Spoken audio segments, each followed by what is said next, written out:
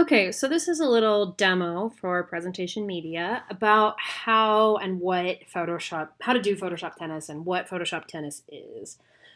So on your first volley, you should get a fairly just like unadulterated photo. So this is a photo of a little pool at Yellowstone. It's got some really cool colors going on. I liked it. It's a pretty photo. And I'm going to show you before I jump in and just kind of do an example of a volley. And this isn't a real volley because I selected the photo and then I'm going to do the volley, but it gives you an idea of kind of what you're supposed to do with this. Um, Years ago when I did this, when I was in my Photoshop class, we started with this, which is an image of an eclipse. And I'm not going to show you every volley, but somewhere by the middle, I ended up with this. And I think what happened was the person I was playing with took this, or I took this and edited like um, a sort of galaxy cluster, pretty image from the Hubble telescope on it. And then at some point, that image was taken and put into this DaVinci Codex right here. And then um, that image was put on to all these computers. You can see it, not all of them, but some of these computers have that DaVinci Codex image. And then we were given this image, and somewhere, somehow, by the end of all of this, this is where it ended up. So just by different editing and adding, and I think like if you see the little hands that are grabbing the eye in this mirror here, that's all that's left. That was this right here. That's her arm that was selected out and then put into this, which ended up inside a mirror with this on this place. So it goes crazy places, and it should go crazy places. The only requirement is that you use in some way the image that was served to you. So I'm going to do something that's not all that crazy with this. I'm just going to start. The first thing I'm going to do actually is I'm going to edit this out. So I'm going to go to my clone stamp tool, and I am going to Option or Alt select from right above it, and I'm just going to make that go away. And bye-bye watermark. You can see because I didn't Option select several times, I got these sort of stripes in there, but that's okay. It's the foreground, we're not really going to worry about that. Okay, so we're going to put this dinosaur in it. Before I do that, I want to just double click the background here and turn it into a layer. We'll just call it layer 0. That's fine. I'm going to put this dinosaur in here, and we're going to make him look like he's drinking from the pool. So here's my dinosaur in my image. And this image is it's a JPEG, but I need to make sure to tell this computer what this is. We're going to go ahead and rasterize that. It thinks it's a smart object. I know this because I was playing with it before, and I don't know why it does, but we're just going to rasterize it. So now it's pixels like everything else. So what we're going to do is what we want to get rid of is we want to get rid of all this white background and this thing underneath him. There's like really easy ways you can kind of do this by coming over here and just going multiply or something like that. And it kind of overlays him in there, but it doesn't really have the effect that we want. So we really want to clip him out and do that. So in this layer here, we're going to go to our quick select tool. And what we're going to do is we're going to select the white background because that's going to be really easy to select. And see, I just was like, okay, yeah, you didn't like the white stuff. All right, we'll get rid of that, and we want the white stuff there. So we're gonna come in here and try to refine this and see if we can use the quick selection tool to get just around his feet. But we'll see how well that goes. So this is the selection, and we want to add to it. So we're going to click there, and that took too much. We're going to have to come back and add and subtract from that selection because we want to get that out of it. And using a smaller brush with the selection tool can make it a little more refined.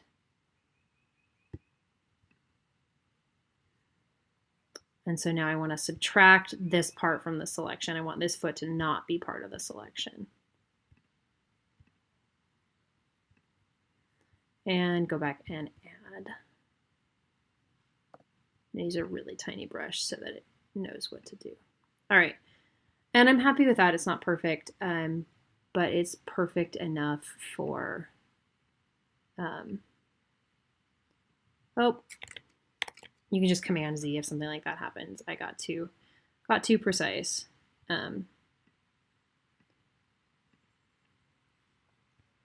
All right, so there is all the white area around him selected. And I'm just going to essentially clip him out by, there's a couple ways you can do this. I could erase all the white area, but what I'm going to do is I'm going to select the inverse, and then I'm going to select modify and feather, and I'm going to feather that selection by 3 pixels. So when I selected the inverse, it changed the selection from the white area and the rock to the dinosaur, and also this area out here, which I can add back into the selection by doing this. That is the opposite of what I want to do.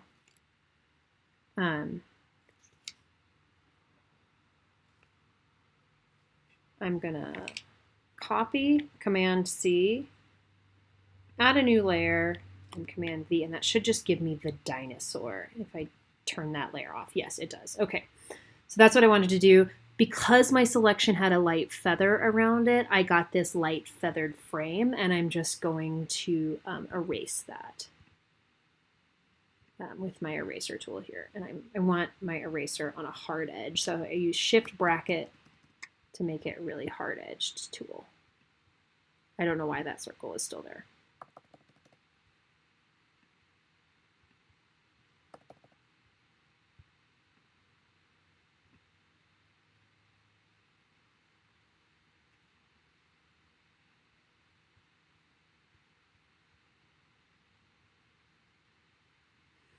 Okay, now you'll notice that he's got kind of like a halo around him in some spots, and I don't mind it up top because it kind of looks like a highlight, but down here it looks a little silly. So I'm going to, there's several ways you could go about this. I'm just going to use the color picker and pick up a color that's like kind of dinosaur colored from somewhere around here, kind of move that around till I get something I like. Sort of brownish grayish color, and then I'm going to go to my brush tool, which is right here, and I want a small brush tool, and I want it on multiply. I'm going to make this a lot smaller. See this halo around here? We want that to kind of go away. That looks a little poopy.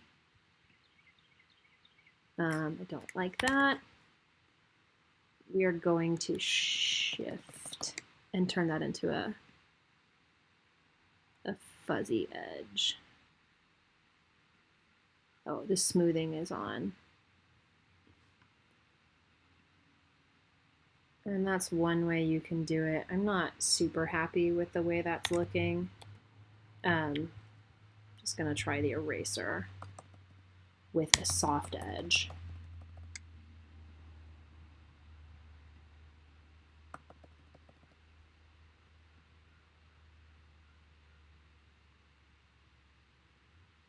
So I'm not going to do all of this, but doing stuff like this can really help make your image seem a lot more real. And I don't really mind this highlight here, but I don't want it here. And I don't want it here. So you'd have to go around the whole dinosaur and do that. You can also try things like using the dodge and burn tool. I can use the burn tool.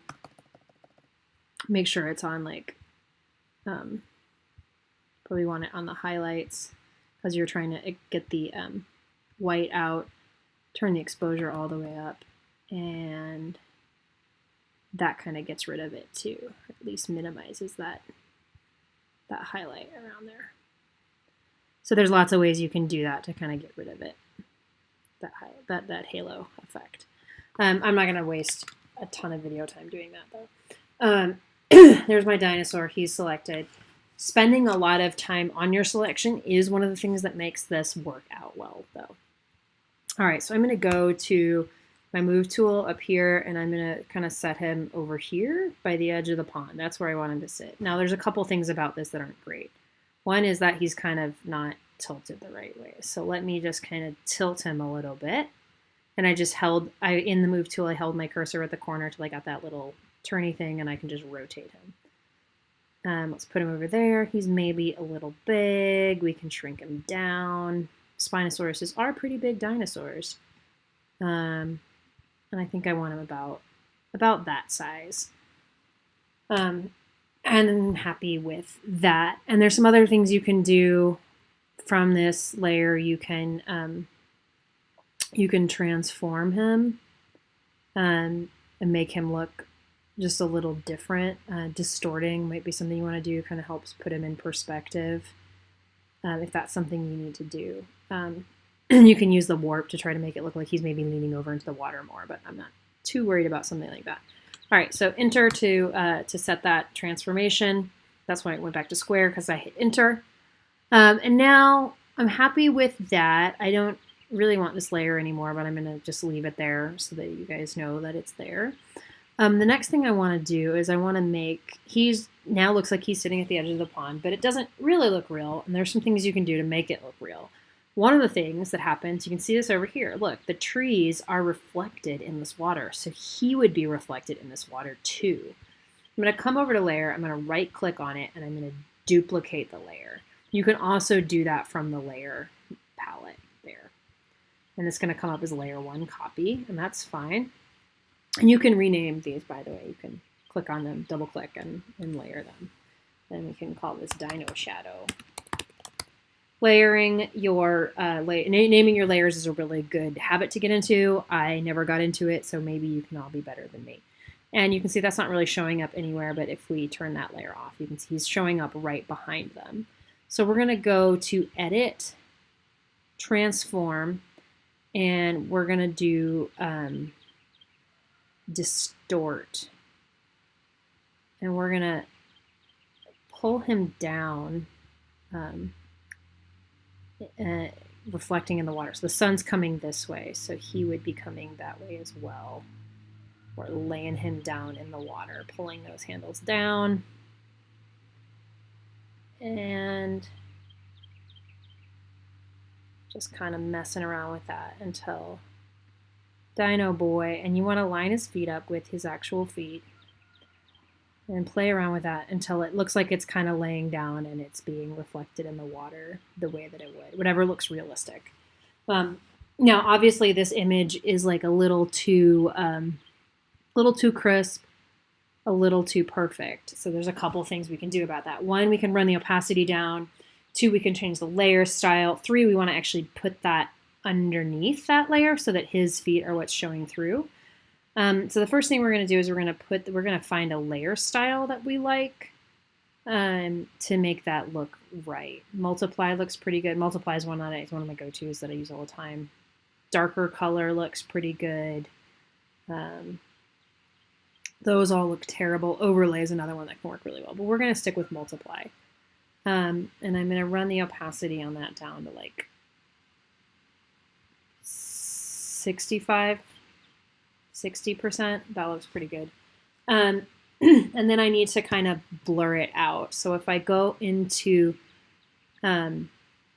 Filter, Blur, Gaussian Blur is what I'm going to use. You can see it's already set to 4 pixels, so you can see what that did to him there. We got some of that, and we might want to try something less than 4 pixels. Like, what does 3 pixels look like? Kind of see what that looks like. And that's pretty good. One of the things that happens too is the part of him that's further away fades out more, so I could try erasing some of that and getting that feather, but I like that look pretty well for him, for his shadow. So there's his shadow in the pond, or his reflection in the pond. And that helps make it look a lot more real. As real as a dinosaur in a tide pool can be. Now, one of the other things that I thought might be fun to do to this is you could put any number of things in this, and then you can also take this, like you could take this pool and clip it out and put it in something else. Like maybe that's in the middle of someone's living room or something like that. So you can be as silly as you want with this. But the other thing I'm going to do just to kind of make this look cool is I'm going to come down here and I'm going to add a layer on top. No, I'm not going to add a layer. I'm going to duplicate this layer again. I'm going to duplicate the background layer. And I'm going to do something to it, and I'm going to erase part of it away. This is another place where you could use clipping masks, and I'm just terrible and I don't use them. So I want to make it look like it's night, and this pool is sort of glowing. And all I have to do that is I'm just going to leave this pool as it is, and I'm going to make it night everywhere else. So the way I'm going to do that, and you can do this by adding adjustment layers on top of this, but this is just kind of a for fun exercise, so I'm just going to do the adjustments right directly in the layer. They will have the same effect on how the layer looks. It's just how the program remembers it. So I'm going to start with a hue saturation adjustment. I'm going to make it darker. I'm going to run the saturation down. I'm going to shift it towards blue. And this is all for the background. And I can just keep moving these sliders around until I feel like this part right back here looks nighttimey enough. For me, and it's not hitting my dinosaur because I don't have him selected. And I'm going to say that's okay, and then I'm going to take my eraser tool. I hit E for eraser, but it's right there, and I want it pretty big. And you can see up here, 400, that's pretty big. And I want to erase around the ring of the pool. And because I have a really big brush with a really feathered edge, I don't have to, oops, I don't like that. I don't have to be that careful with it.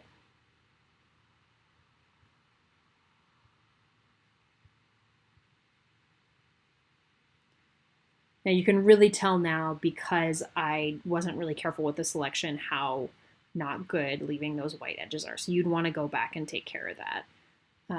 In your selection, which you can still do. You can still come back here and like go to your burn tool and like, sorry, right layer. Go to your burn tool and try to burn these out or erase them out, however you want to get rid of them. But that is like a super quick, like something you could do to that photo. To make it different. And you can even still see, other than the watermark, we didn't actually change that background at all. Like, boom, that was the image. And Dino Shadow, Dino, that's what we did to it. So just a couple layers there. And then to save this, to pass this on, you want to go ahead and save the layered copy for yourself in case you ever want to play with it or do something else. But to save it, to send off, you're going to just click save, save on your computer, and you're going to save it as a JPEG, and then send that JPEG and name it whatever you want. Name it Dino Pool, and send it to whoever your partner is. And that is how you play Photoshop Tennis. You'll get some options about this. You can go ahead and save a high quality image because it's only one image. And your partner will get this image with no layer information, and then they'll have to do their own things. They'll have to do their own selections and everything. You wouldn't want to give your partner the dinosaur selected. You want to make them do that themselves. So that is a really quick little demo of how you might do Photoshop Tennis.